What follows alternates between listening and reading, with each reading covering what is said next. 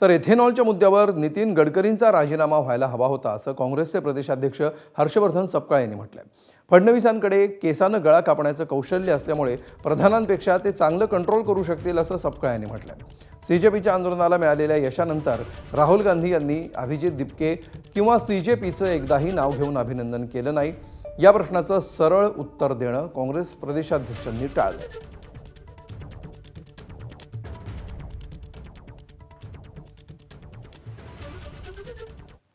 आतापर्यंत मोदींच्या सरकारमध्ये खूप वेगवेगळे स्कॅन्डल झालेले आहेत। नोटबंदीच्या वेळेसही ती फेल झाल्यानंतर कुठेतरी राजीनामा व्हायला पाहिजे होता।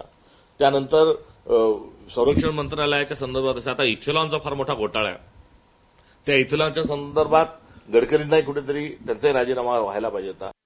प्रधानांचं काय कौशल्य होतं की ते अत्यंत पातळ यांचं होतं। त्यांनी या सगळ्या नीटवर पकड मिळवली, त्यातून भ्रष्टाचारही केला आणि थेट त्यामध्ये आपल्या वर्गविशेष आणि विचारांची लोक घुसवले।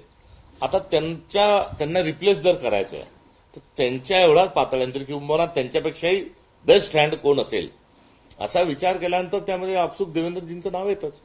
कारण देवेंद्रजी हे अधिक जास्ती चांगल्या पद्धतीने याला कंट्रोल करतील, ते अधिक चांगल्या पद्धतीने थेट रेशीमबागचे लोक नीटमध्ये त्यामध्ये घुसवण्याचा एक प्रयत्न करतील। एक मार्ग त्यांना एक हायवे, कारण हायवे काढणं त्यांचा छंद आहे, ते एक नवीन महामार्ग ते तिथपर्यंत जोडतील आणि एक नवीन दुसरा महामार्ग जो तो पैशाचा करतील।